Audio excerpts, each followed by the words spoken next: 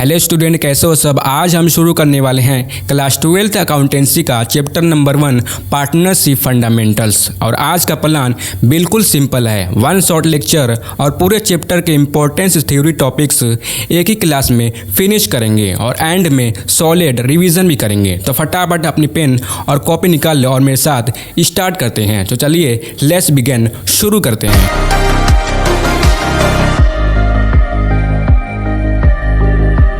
तो गाइस, सबसे पहले पार्टनरशिप क्या होती है, सबसे पहले बेसिक से शुरू करते हैं। पार्टनरशिप होती क्या है, बिल्कुल आराम और सिंपल में समझो। देखो, दो या दो से ज़्यादा मिलकर लोग बिजनेस करते हैं और उसके प्रॉफिट को आपस में शेयर करते हैं, उसे ही पार्टनरशिप कहते हैं। इसकी डेफिनेशन की बात करें तो देखो, partnership is a relation between two or more person who agree to share the profit of a business carried on by all or any one of the acting for all. यानी partnership एक relation है दो या दो से ज़्यादा लोगों के बीच जो मिलकर बिजनेस करते हैं और प्रॉफिट को बांटते हैं, उसे ही पार्टनरशिप कहते हैं। अब इसे आराम से समझते हैं। इस डेफिनेशन में कुछ इंपॉर्टेंट बातें छुपी हैं, आसान तरीके से समझो। सबसे पहली बात, पार्टनरशिप में मिनिमम 2 लोग होने चाहिए। दूसरी बात, मैक्सिमम 50 लोग होने चाहिए। अब कॉपी पर एक इंपॉर्टेंट पॉइंट्स नोट करो। देखो, अगर पार्टनरशिप एक्ट 1932 की बात करें तो इस एक्ट के हिसाब से पार्टनरशिप में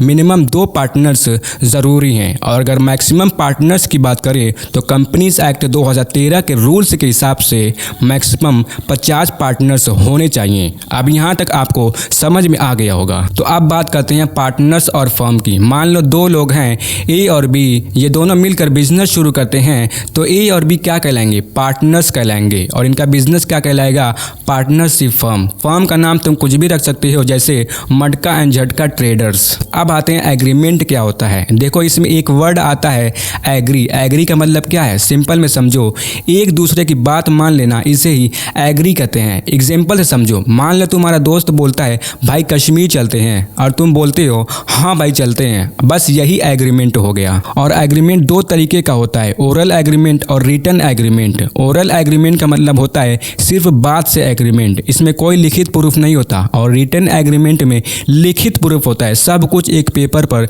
लिखा हुआ एग्रीमेंट होता है, प्रॉपर प्रूफ होता है। अब इन दोनों एग्रीमेंट में कौन सा बेहतर है, सिंपल लॉजिक समझो। ओरल में प्रॉब्लम होती है, कल को अगर फर्म में झगड़ा हुआ तो प्रूव नहीं कर पाओगे। रिटर्न में फायदा, सब कुछ लिखा हुआ होता है, झगड़ा आसानी से सॉल्व हो जाता है। तो दोस्तों, अब आते हैं पार्टनरशिप डीड क्या होती है। जब एग्रीमेंट को लिख देते हैं उसी को कहते हैं पार्टनरशिप डीड। इसकी डेफिनेशन की बात करें तो देखो, a partnership deed is a written agreement in which all the terms and conditions between the partners are recorded. यानी पार्टनरशिप डीड एक लिखित एग्रीमेंट होता है जिसमें पार्टनर्स के बीच की सारी टर्म्स एंड कंडीशंस लिखी होती हैं। अब इंपॉर्टेंट पॉइंट्स ध्यान से सुनो। पार्टनरशिप डीड कंपलसरी नहीं है, मतलब तुम बिना डीड के भी बिजनेस शुरू कर सकते हो, लेकिन रिस्क तुम्हारा होगा। अब देखो, पार्टनरशिप डीड में 2 सिचुएशन हो सकती हैं। पहला, अगर पार्टनरशिप डीड है तो जो डीड में लिखा है वही फल होगा। प्रॉफिट कैसे बांटना है, सैलरी मिलेगी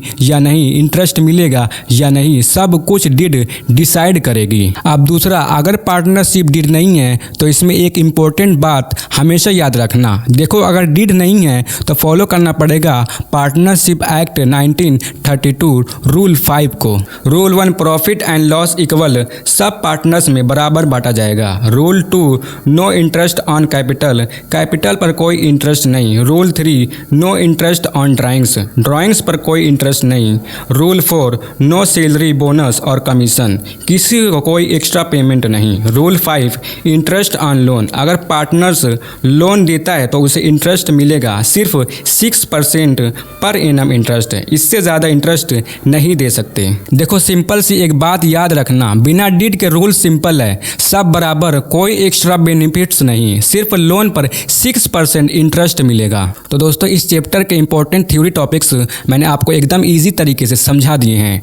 आपका हाफ चैप्टर स्ट्रॉन्ग हो गया है। अब नेक्स्ट पार्ट में हम प्रॉफिट एंड लॉस टेबल को करेंगे, तो फोकस बनाए रखना और नोट्स ज़रूर बनाना। और अगर आपको नोट्स चाहिए तो मेरे इंस्टाग्राम पर फॉलो करके कमेंट कर देना। और क्लास कैसी लगी कमेंट करके बताओ। तब तक के लिए बाय, फिर मिलते हैं नेक्स्ट क्लास पार्ट 2 में।